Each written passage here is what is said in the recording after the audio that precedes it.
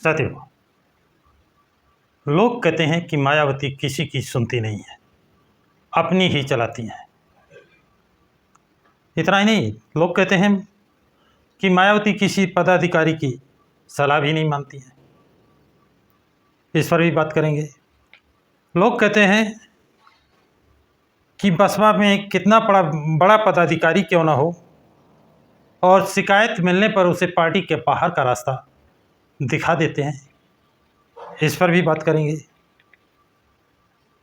लोगों का कहना है कि चुनाव आने पर बसपा उन्हें वापसी का विकल्प देती है, फिर वो पार्टी में वापस आते हैं तो उनका मनोबल गिरा हुआ होता है। इस पर भी बात करेंगे। पार्टी में आए हुए पदाधिकारी स्थिति ठीक वैसी होती है, यानी जो वापस आते हैं जैसे दूध का जला मट्ठा फूंक कर पीता है। इस पर भी बात करेंगे। आकाश आनंद को पार्टी में पुनः सक्रिय किया गया है, इसे मीडिया कैसे उठा रहा है, उसके पीछे उनकी मंशा क्या छिपी है, इस पर भी बात करेंगे। और मायावती ने जो 6 पॉइंट का ट्वीट किया है उस पर भी बात करेंगे। तो साथियों, लोगों का जो पहला पॉइंट जो मायावती के विषय में कहते हैं कि वो किसी की सलाह नहीं मानती है, ये आरोप सरासर गलत और निराधार है। हाँ, बसपा सुप्रीमो ने लखनऊ में या दिल्ली में बैठकर एसी में बैठ करके अनुभव प्राप्त नहीं किया है। वो उस समय सड़कों पर निकली हैं जब भारत में, उत्तर प्रदेश में सड़कें ही गांव के लिए नहीं बनी थी। वो पैदल भी चली हैं, साइकिल पर चली हैं, मोटरसाइकिल पर भी चली हैं, कार से भी चली हैं। और उत्तर प्रदेश की नहीं, भारत की सबसे अनुभवी नेता हैं जिनको लोग लोहा मानते हैं। और देश नहीं विदेश मैगजीन ने उन्हें आयरन लेडी का खिताब प्रदान किया है। ऐसी मायावती, जिनको उत्तर प्रदेश की हर विधानसभा का, किस विधानसभा में किस जाति किस धर्म का कितना वोट है, एक एक इसकी जानकारी है। इसलिए जो उन्हें धोखा दे करके, धोखे में रख करके टिकट किसी को देना चाहते हैं, वो कामयाब नहीं हो पाते हैं। तो वो सलाह गलत देकर गुमराह नहीं कर पाते हैं। दूसरा, सलाह देने वाला की नीति और नीयत कैसी है।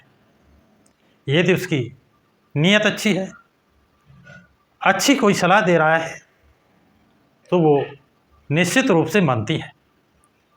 जैसे उदाहरण के तौर पर मैं बताऊंगा कि एक वीडियो मैंने बनाया था और उसमें एक सलाह दी थी कि बसपा में सबसे बड़ी सज़ा तुरंत दे दी जाती है, पार्टी से निष्कासित कर दिया जाता है, पार्टी से बाहर का रास्ता दिखा दिया जाता है, चाहे वो छोटा पदाधिकारी हो या बड़ा पदाधिकारी।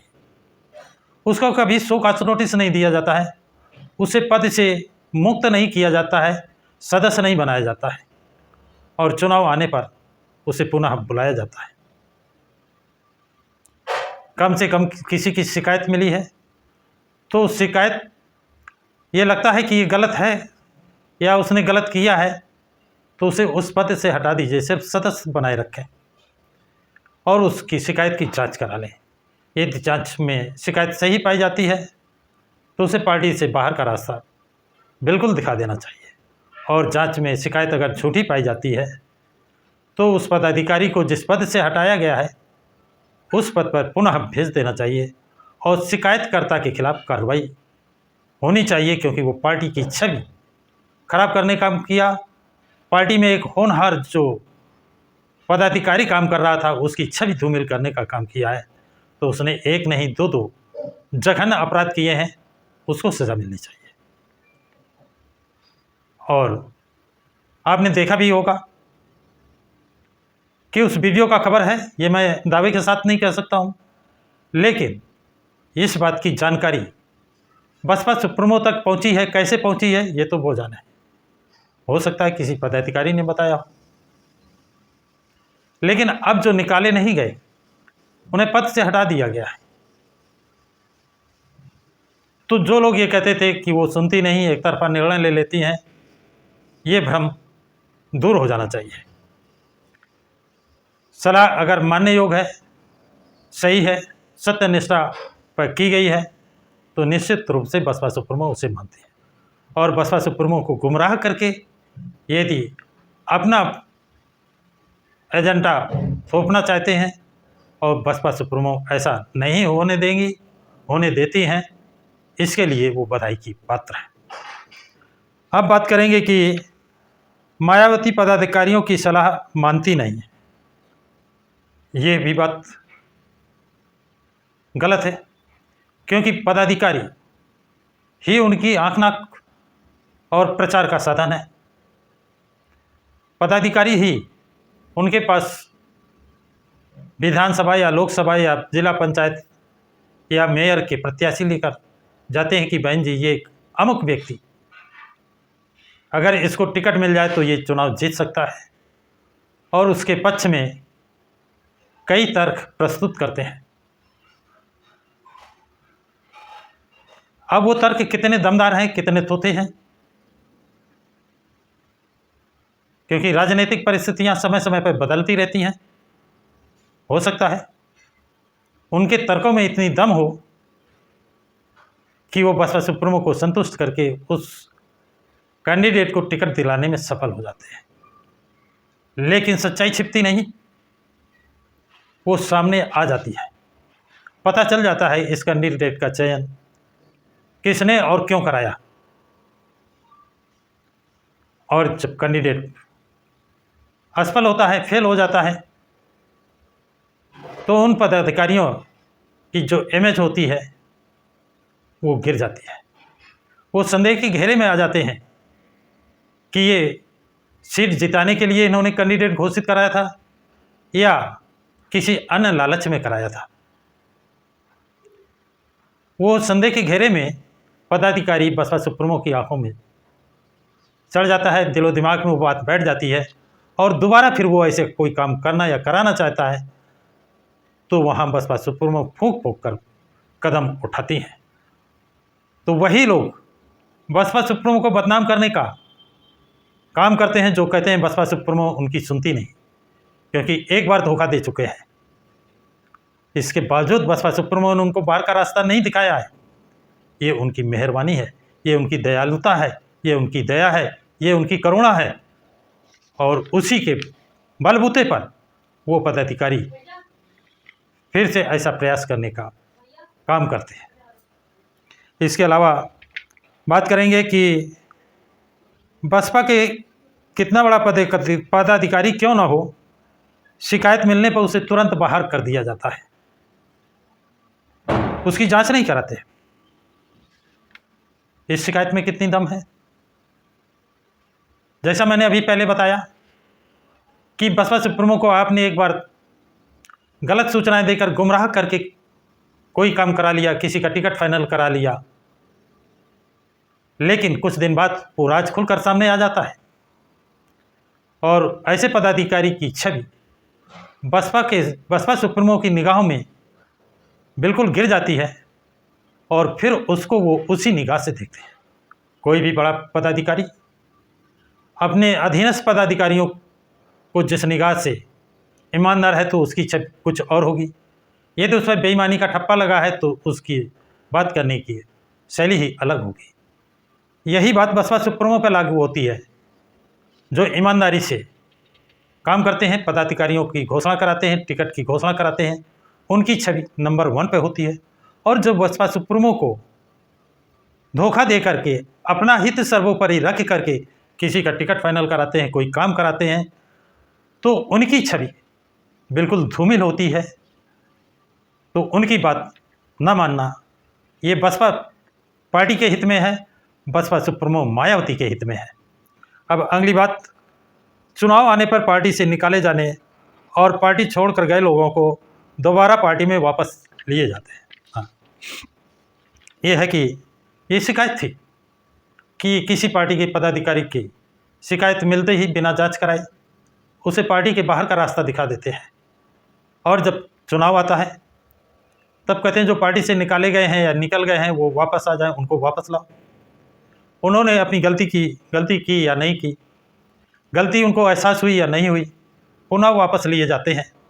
जो ईमानदार पदाधिकारी हैं उनको ग्लानि होती है, और दोबारा जब वो वापस जाते हैं पार्टी में, जो मिशनरी पदाधिकारी हैं उनका मनोबल जरूर गिर जाता है। उनको लगता है कि जो भी पार्टी में हो रहा है अब हम उसको आगाह करने का काम नहीं करेंगे, यस मैन बन जाते हैं, जिससे पार्टी की छवि धूमिल होती है और बहन जी तक, बसपा सुप्रीमो तक सच्चाई की खबर नहीं हो पाती है। क्योंकि जो सच्चाई की खबर कर रहा है, जो मिसगाइड कर रहा है, उसकी पोल खोल रहा है, तो मिसगाइड करने वाले बहुत चालाक होते हैं, झूठी शिकायत कराकर उसको पार्टी के बाहर कर देते हैं। तो इसलिए जब ये खबर की गई कि पार्टी से बाहर करने के बजाय उसे पद से हटा दिया जाए, पार्टी से बाहर न किया जाए, ये आप देख रहे हैं कि अब बसपा सुप्रीमो ने पार्टी के बाहर से करने का रास्ता नहीं बल्कि उनको पद से हटाने का रास्ता चयनित किया है। तो ये बसपा सुप्रीमो अगर सुनती ना होती, मानती ना होती तो कैसे संभव था। अब आगे बात करेंगे पार्टी में आकाश आनंद जो चुनावी घोषणा उम्मीदवार की करेंगे, इसके लिए मीडिया ने बड़ी उम्मीदें जगा दी हैं कि आकाश आनंद टिकट कंफर्म करेंगे, आकाश आनंद टिकट दिलाएंगे, आकाश आनंद से ही सलाह पर विधानसभा प्रभारी घोषित किए जाएंगे। यानी आकाश आनंद का कद बहुत ऊपर उठा दिया गया है कि बसपा सुप्रीमो जो भी काम करेंगी वो आकाश आनंद की सलाह पर करेंगे।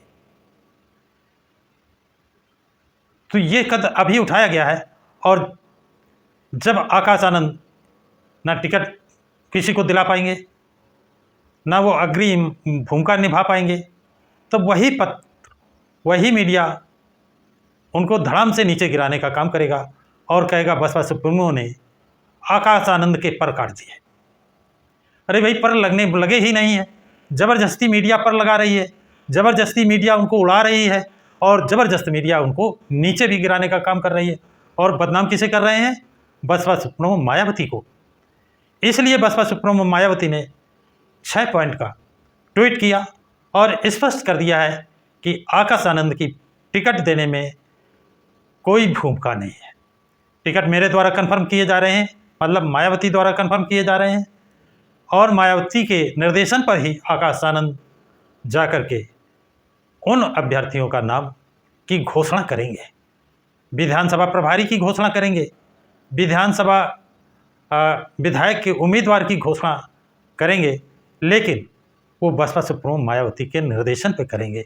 उस स्थिति को जिससे लोग आकाश आनंद और बसपा सुप्रीमो मायावती के बीच में जो संघर्ष पैदा करना चाहते हैं, जो तनाव लाना चाहते हैं, जो एक दूसरे से अलग करने का, मनमुटाव फैलाने का प्रयास करते हैं, उस पर लगाम लगाने का काम किया है।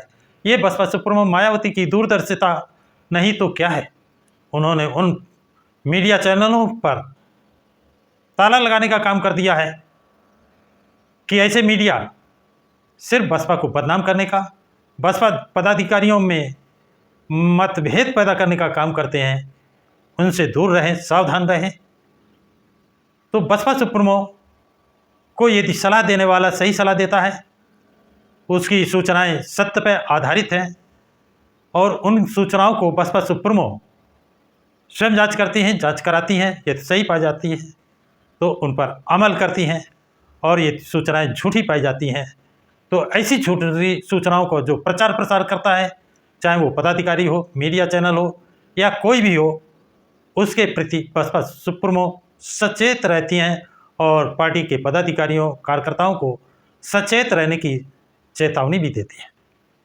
इसी के कारण बसपा सुप्रीमो को धोखा दे पाना जल्दी संभव नहीं है। अभी हाल ही में जेवर में लोगों ने इस तरह एक कैंडिडेट का नाम घोषित करवा लिया, चयन करा लिया, लेकिन जब इसकी शिकायत मीडिया के माध्यम से उठाई गई, उसकी बसपा सुप्रीमो ने जांच कराई, जांच में वो शिकायत सही पाई गई, उस कैंडिडेट को हटाया गया। उस कैंडिडेट का नाम जिन्होंने घोषित कराया था उनको भी हटाया गया। इतना ही नहीं, अभी प्रदेश स्तर प्रभारियों में काफ़ी फेरबदल हुआ, जिसमें 2 पदाधिकारियों के नाम नदारद थे, गायब थे। लोग तरह तरह के सवाल करने लगे, लेकिन ना तो उन्हें पार्टी से निकाला गया, ना पदाधिकारी की लाइन में रखा गया। इसका मतलब है कि उन्हें पद से हटा दिया गया और वेटिंग में हैं। उनके खिलाफ जो शिकायतें मिली हैं बसपा सुप्रीमो की, उसकी जांच करेंगी, कराएंगी, और जांच सही है तो क्या उनको पनिशमेंट मिलेगा ये तो बसपा सुप्रीमो जाने। और यदि उनको शिकायत गलत पाई गई, वो सही पाए गए, तो उनको पुनः और अच्छे पद पर भी भेज सकती हैं, जैसा पूर्व का अनुभव कहता है। आप लोगों की क्या राय है? कमेंट्स बॉक्स में कमेंट ज़रूर लिखें। सभी साथियों को जय भीम, जय भारत, जय संविधान।